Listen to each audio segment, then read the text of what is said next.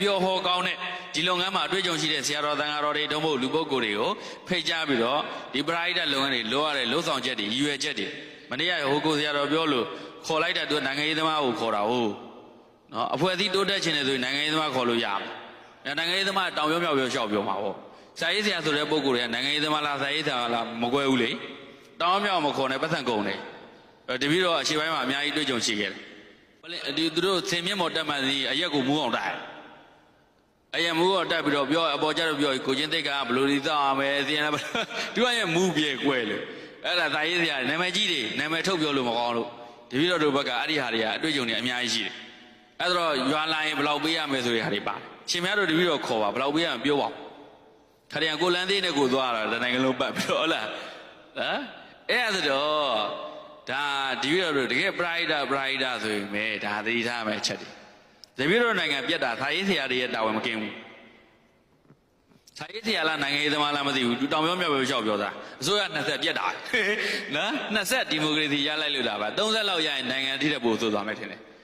အဲ့ဒါစာရေးဆရာလာရင်ဘာတွေးတရားပါလဲစာရေးဆရာပြန်ရင်ဘာတွေးတရားကြံလဲတွေးတယ်အကောင်းတွေးပဲဖြစ်အောင်ဟုတ်ဗျအခုအချင်းချင်းရန်တိုက်ထားခဲ့တာဟုတ်ဗျာတောင်ပြောမြောက်ပြောလျှောက်ပြောခဲ့အဖွဲ့အစည်းလဲကွဲရက်ရွာလဲကွဲဟုတ်လားနိုင်ငံလဲကွဲမကွဲဘူးလားအမှန်မှကွဲတဲ့သူသိပေးနေရမယ်စာရေးဆရာရဲ့ဘောကဟုတ်လားမတွဲချင်တဲ့သူကိုတွဲပြီးလုပ်နိုင်ရမယ် collaborative လုပ်နိုင်ရမယ် collaboration လုပ်နိုင်ရမယ်အခုတော့ဘာလုပ်နည်းနည်းဟနေတဲ့ဟာလေးတက်ရှူသွားတာတော့တက်ရှူတူလေးနဲ့တောက်တာခဲ့တယ်ထောက်ဆိုကွဲသွားတယ်နိုင်ငံကွဲတာသူတို့တောင်မကင်းဘူးဟုတ်လားအနုပညာသမားတွေစာရေးဆရာတွေဒါတတိထားမှချက်တယ်အဲ့တော့ဒီလိုဘုန်းကြီးတွေကလည်းရောကောသောကောပါတယ်ဗျအဲ့ဘုန်းကြီးတွေကလည်းရောကောသောကောပါတယ်နိုင်ငံရေးဘုန်းကြီးလားတရားဟောဘုန်းကြီးလားဘာကြောင့်မသိဘူးတပည့်တော်အခုတရားဟောဘုန်းကြီးမဟုတ်ဘူးတော့ရှင်များတို့သင်တန်းပေးနေရနော်ဟုတ်လားသင်တန်းပေးပြီးတော့သင်တန်းလို့ပဲပြောအောင်ပေါ့တရားဟောရင်ဒီဟာတွေပဲထည့်ပြောလို့ရမယ်ဟုတ်လားအဲ့ဒါဆိုကိုယ်အပိုင်းနဲ့ကိုဗာရှင်းနဲ့ကိုပြောရပါလေ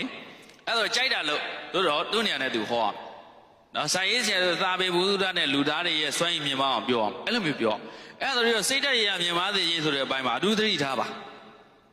နော်ဘုန်းကြီးတွေဆိုလည်းဘုန်းကြီးတွေတိုင်းမဟုတ်ဘူးဒီပါတီရဲ့အရှိန်ဝါကြီးကိုအလုံးနဲ့ကြိုက်တယ်ဆိုတဲ့ဘုန်းကြီးတွေပါတယ်သူတို့ပြောရင်တော့ရှင်များအဲ့ဒီပါတီကအဲ့ဒီပုဂ္ဂိုလ်ကြီးတွေကောင်းကြောင်းပြောမှာပဲအဲ့ဒါဟိုပါတီရောဟိုပုဂ္ဂိုလ်တွေမကောင်းကြောင်းပြောမှာပဲကောင်းကြောင်းမကောင်းကြောင်းပြောတာတော့လူတိုင်းပြောတတ်တယ်အကုန်လုံးကောင်းအောင်ပြောဖို့ကြတော့ခက်တယ်အကောင်းမြင်စိတ်နဲ့ပတ်စမစင်အစိုးမြင်ကြတာမခက်ဘူးတို့တော့ဒီတော့ optimism ဖြစ်ဖို့ကြတော့ခက်တယ်ဆိုတော့အကောင်းမြင်သိတဲ့နားလည်တတ်ဖို့ခွင့်လွှတ်တတ်ဖို့အဲ့ဒါရီရောနိုင်ငံဘလောက်ဒီဆိုအခုတီကူဆရာတော်ဘုရားကြီးရဲ့ငြိမ်းချမ်းရေးပြောတယ်နော်ဘာကျုပ်ဆရာတော်ဘုရားကြီးတို့ပြောတယ်ဘုန်းကြီးတွေလည်းဆဲတာအစိုးကဘလောက်မြင်သွားလဲဆိုတော့တရားလမ်းကြောင်းနဲ့ဘုရားဟောပါလို့သုတ္တန်ထောက်ထားတွေနဲ့ပြောတာတော့အဲ့ဘုန်းကြီးတွေဆရာတော်ကြီးတွေပြောတဲ့ဟာဆဲတာကဘုရားဟောဖို့ဆဲတာပဲဘုရားဟောဆဲတာနဲ့အတူတူပဲ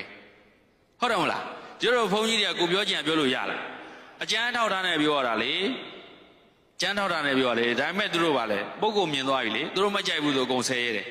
အဲ့ဒါဒီလိုနိုင်ငံမှာဘာဖြစ်နေတာလဲဒါကြောင့်ဒီကတ်ကြီးတွေစိုက်နေတာပေါ့ဟုတ်ဘူးလား